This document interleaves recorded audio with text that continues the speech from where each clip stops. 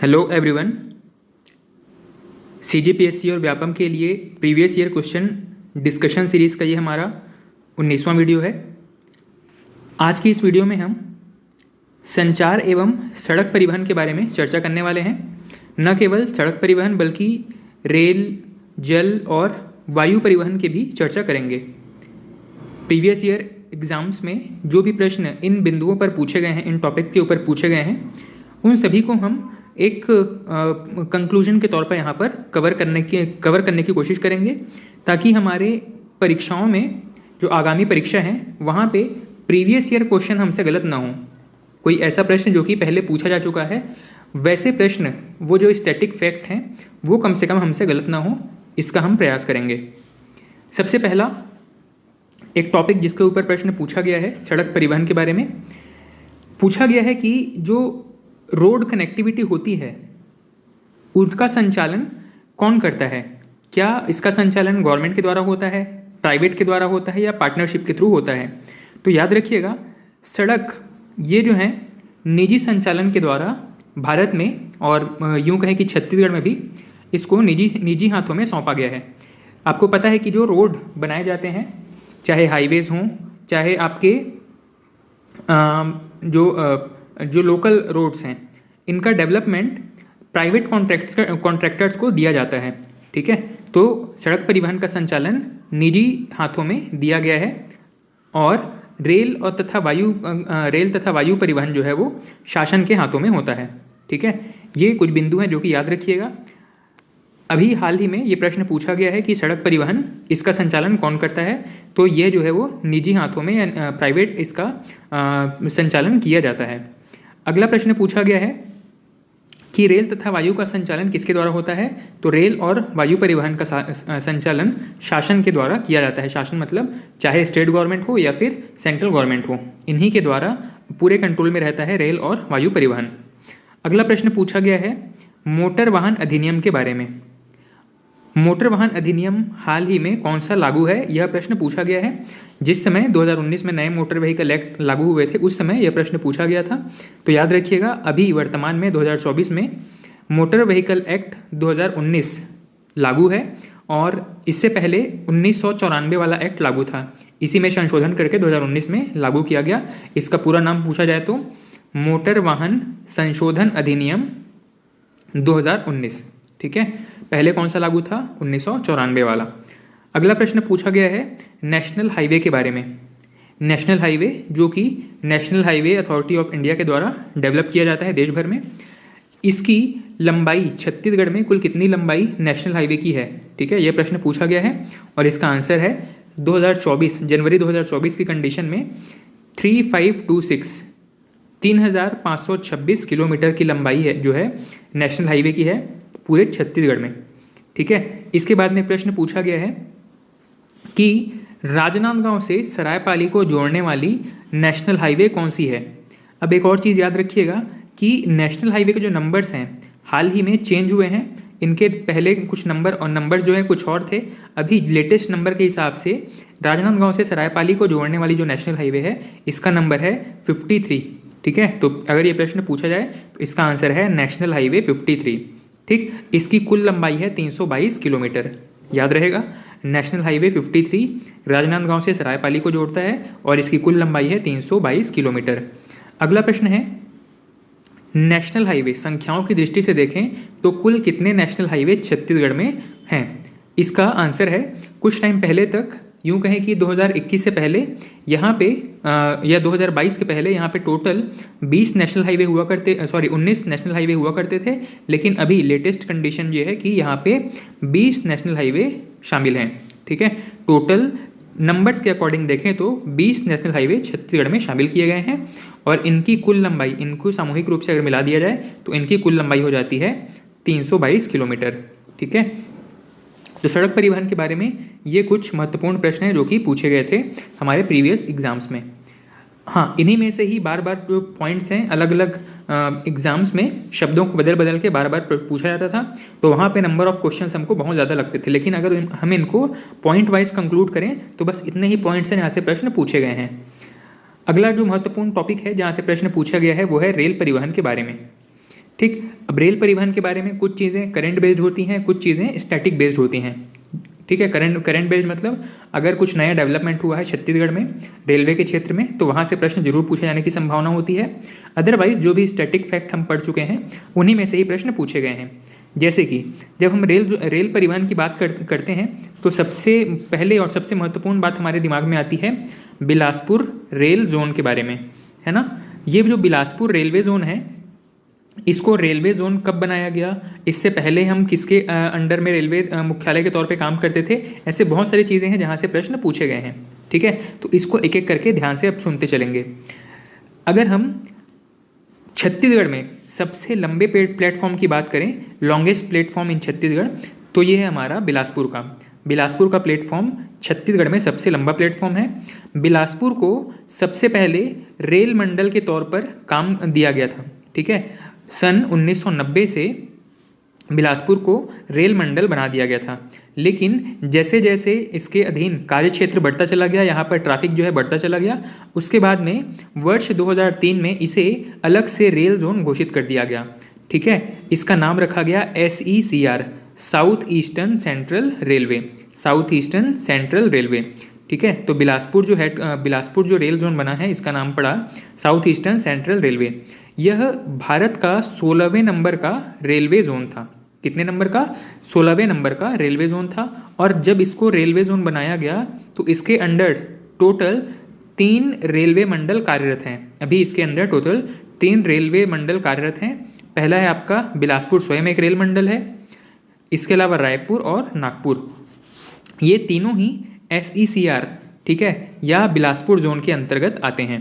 ठीक, इसके बाद में एक ट्रेन है हमारे यहाँ छत्तीसगढ़ एक्सप्रेस। इस ट्रेन का नाम क्या है? छत्तीसगढ़ एक्सप्रेस। इसके बारे में एक प्रश्न पूछा गया था कि बिलासपुर से अमृतसर चलने वाली ट्रेन इसका क्या नाम है, या यूं भी प्रश्न पूछा गया था कि बिलासपुर से अमृतसर एक ट्रेन चलती है, इसका नाम क्या है? छत्तीसगढ़ एक्सप्रेस है, या छत्तीसगढ़ एक्सप्रेस किन 2 लोकेशंस के बीच में चलती है? इसका करेक्ट आंसर है बिलासपुर से लेकर के अमृतसर तक। ठीक, अगला प्रश्न है छत्तीसगढ़ में सबसे पहला रेलवे लाइन कब बिछाया गया था और कहाँ से कहाँ तक इसको कनेक्ट किया गया था? तो याद रखिएगा, छत्तीसगढ़ में जो सबसे पहला रेलवे लाइन बिछाया गया था वो था राजनांदगांव से नागपुर के बीच में। ठीक, राजनांदगांव से नागपुर। और इसी वजह से हम यूँ भी कह सकते हैं कि छत्तीसगढ़ का सबसे पहला रेलवे स्टेशन कौन सा था? Rajnandgaon railway station. इसकी स्थापना की गई थी सन 1882 में और इसका संचालन शुरू किया गया था 1888 से। इस रेलवे लाइन का निर्माण किया गया था बंगाल नागपुर रेलवे कंपनी के द्वारा। ठीक है, इस पूरे रेल लाइन को डेवलप करने का कार्य किया था बंगाल नागपुर रेलवे कंपनी ने। ठीक, इसके बारे में याद रखिएगा, फर्स्ट रेलवे लाइन राजनांदगांव से नागपुर तक 1882 से इसका कार्य शुरू किया गया था, 1888 में इसका संचालन प्रारंभ हुआ था, और इसी वजह से राजनांदगांव जो है वो छत्तीसगढ़ का पहला रेलवे स्टेशन माना जाता है। ठीक है, बिलासपुर को नहीं मारिएगा तुक्का, ठीक है, क्योंकि बिलासपुर रेलवे जोन है, इसका मतलब ये नहीं कि बिलासपुर ही हमारा पहला रेलवे स्टेशन था।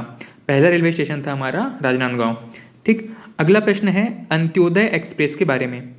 इसका संचालन कहाँ से कहाँ तक किया जाता है, यह प्रश्न पूछा गया है। इसका संचालन होता है छत्तीसगढ़ से फिरोजपुर तक। अंत्योदय एक्सप्रेस छत्तीसगढ़ से फिरोजपुर। अगला प्रश्न पूछा गया है कि रेलवे राजस्व में भारत को जो राजस्व प्राप्त होता है, रेवेन्यू जनरेट करते हैं, उसमें छत्तीसगढ़ रेलवे का कितना योगदान है? उसका टोटल अगर अंश पूछा जाए तो लगभग 1/6 या 17% योगदान है। टोटल जो रेवेन्यू जनरेट किया जाता है रेलवे के द्वारा, उस टोटल रेवेन्यू में छत्तीसगढ़ का योगदान 17% या 1/6। इसके अलावा छत्तीसगढ़ में जो हमारे जो एग्ज़ाम्स होते हैं वहाँ पे करंट अफेयर बेस्ड क्वेश्चन भी पूछे गए हैं। करंट अफेयर किससे? रेलवे से संबंधित। जैसे कि हाल ही में एक नया रेल शुरू किया गया है हमारा जो बस्तर संभाग है वहाँ पर। ठीक, तो उसके बारे में प्रश्न पूछा जा सकता है। वहीं पे एक नया स्टेशन का भी संचालन शुरू करवाया गया है। ठीक है, तो आप ट्राई कीजिएगा खोजने का कि इसका क्या नाम है, उस रेलवे जो है वो किन पॉइंट्स को कनेक्ट करता है।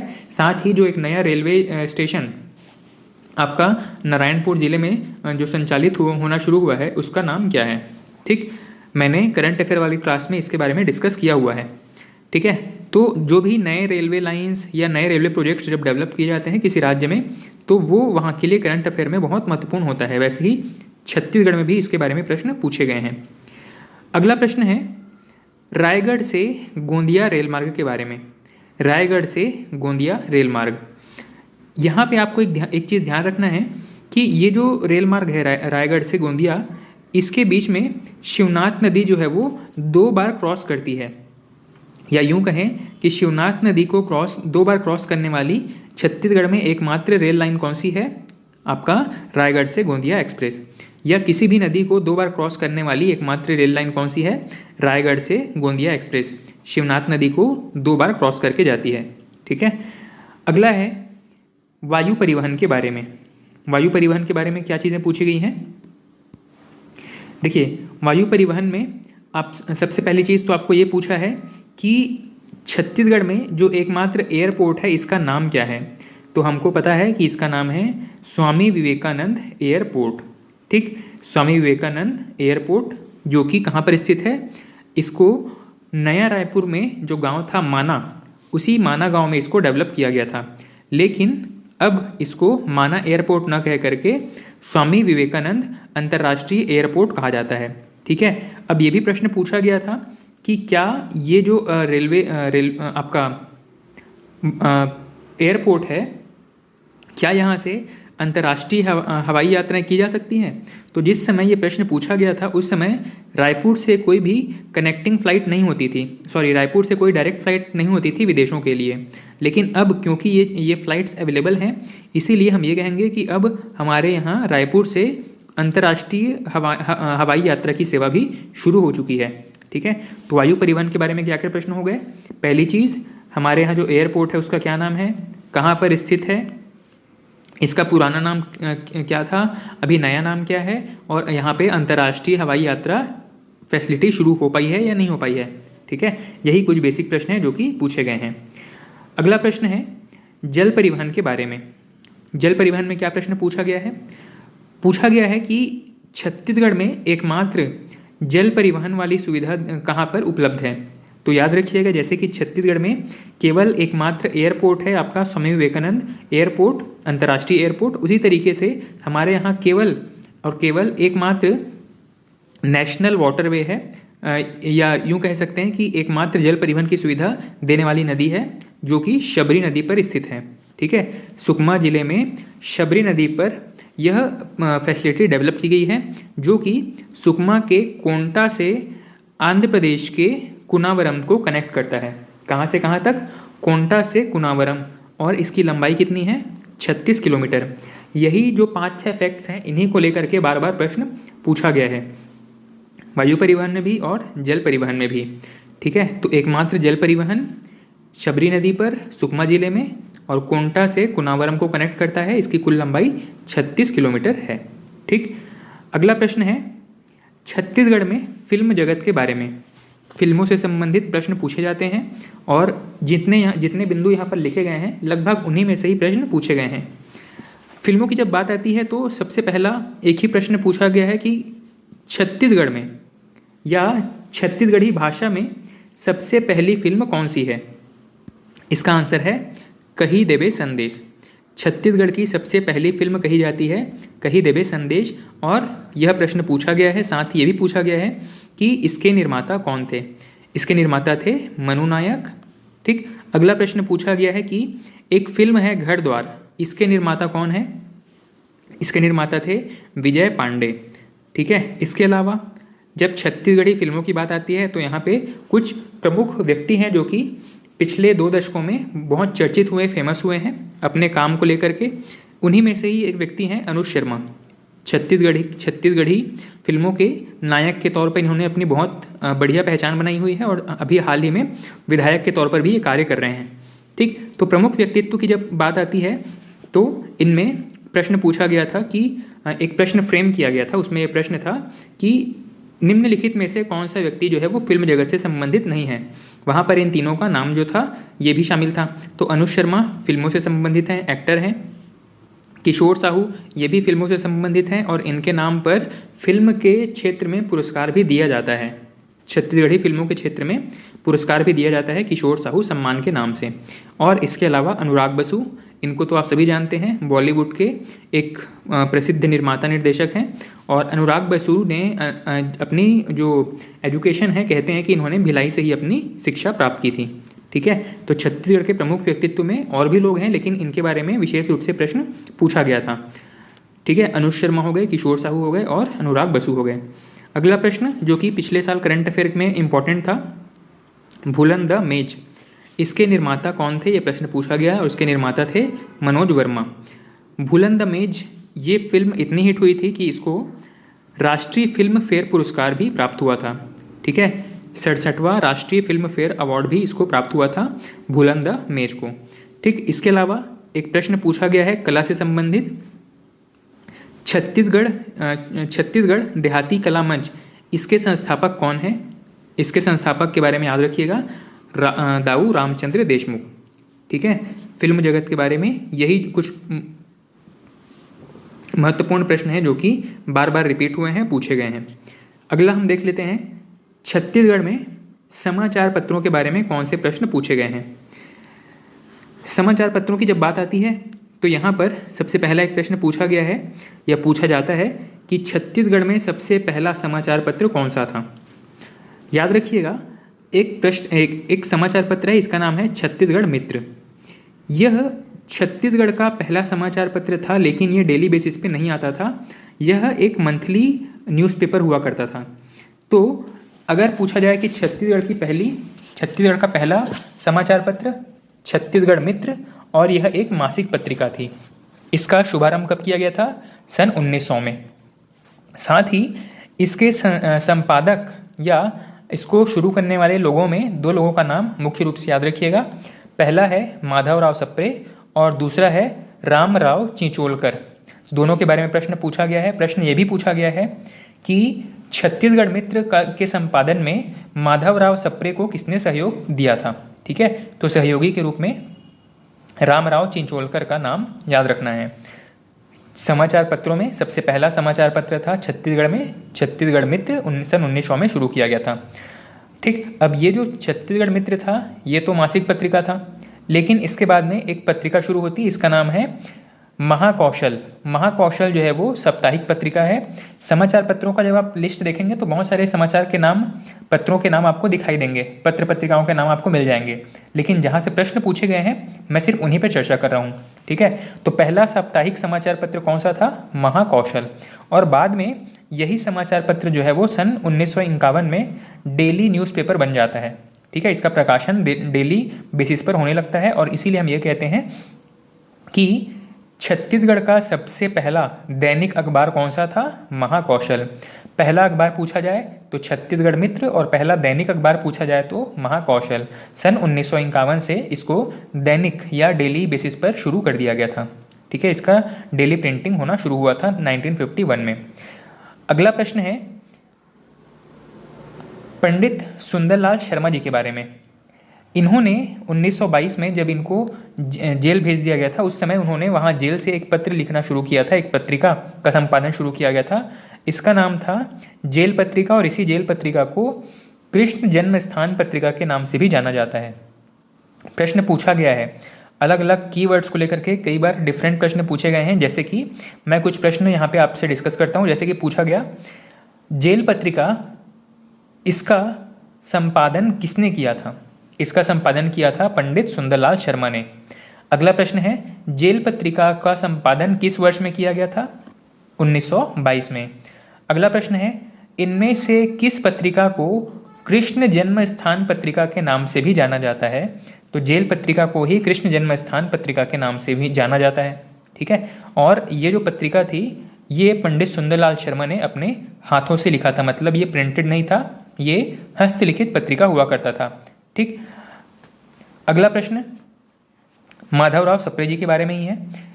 पूछा गया है कि माधवराव सप्रे इनमें से कौन कौन से पत्रिकाओं का संपादन किया करते थे। तो इनके बारे में हमने सबसे पहली चीज़ क्या देखी कि ये जो है छत्तीसगढ़ मित्र के संपादन में मुख्य भूमिका में थे। अगला हिंद केसरी, एक और पत्रिका थी हिंद केसरी, इसका भी संपादन करते थे माधवराव सप्रे। छत्तीसगढ़ मित्र इन्होंने शुरू किया था सन 1900 में, और हिंद केसरी का प्रकाशन इन्होंने शुरू किया था 1907-8 में। ठीक है, इसके बाद में एक और पत्रिका का नाम याद रखिएगा, उत्थान। उत्थान एक मासिक पत्रिका थी और इसको शुरू किया था 1935 में। 1935 में रायपुर डिस्ट्रिक्ट काउंसिल के द्वारा यह पत्रिका शुरू की गई थी, जिसमें विशेष रूप से संपादक की भूमिका में थे पंडित सुंदरलाल शर्मा। अब आप जो प्रीवियस ईयर क्वेश्चंस देखेंगे वहाँ पर दो तीन बार यही प्रश्न रिपीट हुआ है। उसमें से कुछ परीक्षाओं का जो पेपर था वहाँ पे ऑप्शन में पंडित सुंदरलाल शर्मा हुआ करते थे, और कुछ ऑप्शंस में दिया गया था पंडित सुंदरलाल त्रिपाठी। तो 4 ऑप्शन में अगर जहाँ पे भी आपको सुंदरलाल दिख जाए तो वही आपका करेक्ट आंसर हो जाएगा। ठीक है, ऐसा संभव नहीं है कि आपको पंडित सुंदरलाल शर्मा भी दे और त्रिपाठी भी दे। वैसी कंडीशन में तो पंडित सुंदरलाल शर्मा ही करेक्ट आंसर हो जाएंगे। लेकिन मान लो शर्मा नहीं दिया है और त्रिपाठी दे दिया है, तो पंडित सुंदरलाल त्रिपाठी भी एक बार करेक्ट आंसर लिया गया है सीजी व्यापम के किसी एग्जाम में। ठीक है, जहाँ जहाँ पे समस्या हुई है एग्जाम्स में वहाँ मैं आपको दोबारा अवेयर कर रहा हूँ कि उन चीज़ों को फोकस में रखिएगा, ध्यान में रखिएगा कि कहाँ कहाँ पे पुराने परीक्षाओं में मतलब आंसर में डिस्प्यूट रहा है, विवाद रहा है। तो इस उत्थान पत्रिका के बारे में यह विवाद रहा है कि एक बार ऑप्शन में पंडित सुंदरलाल शर्मा को करेक्ट माना गया था और किसी दूसरे व्यापम के ही किसी दूसरे एग्जाम में पंडित सुंदरलाल त्रिपाठी को करेक्ट आंसर लिया गया। हमको क्या याद रखना है, उत्थान पत्रिका मासिक पत्रिका थी, 1935 में शुरू किया गया था, पंडित सुंदरलाल शर्मा के द्वारा इसको शुरू किया गया था। रायपुर डिस्ट्रिक्ट काउंसिल के सदस्य थे पंडित सुंदरलाल शर्मा। अगला प्रश्न पूछा गया है, छत्तीसगढ़ में एक विभाग है, इसको कहा जाता है छत्तीसगढ़ जनसंपर्क विभाग। शासन से संबंधित बहुत सारे डिटेल्स, डेटा या न्यूज़ को प्रिंट करवाने का काम करती है छत्तीसगढ़ जनसंपर्क विभाग। इसके नाम से स्पष्ट हो रहा है, जनसंपर्क मतलब लोगों, जनता से संपर्क साधने का काम करती है। संपर्क इन द सेंस सरकार के कार्यों को, उसकी जानकारी जो है वो जनता तक पहुंचाने का कार्य करती है। ठीक है, तो अभी हाल ही में एक प्रश्न पूछा गया था, जनमन नाम की पत्रिका, इसका संपादन छत्तीसगढ़ शासन की कौन सी शाखा करती है या कौन सा विभाग करता है। इसका जो करेक्ट आंसर है वो है छत्तीसगढ़ जनसंपर्क विभाग। ठीक, ये जो जनमन पत्रिका है यह एक मासिक पत्रिका है, और इसके अलावा जनसंपर्क विभाग की अन्य पुस्तकें या अन्य जो मैगजीन्स हैं, अन्य जो पत्रिकाएं हैं, उनमें एक पत्रिका का नाम है हमारे बापू, हमारे राम, एक पत्रिका है पहल, और एक पत्रिका है समाधान की तलाश।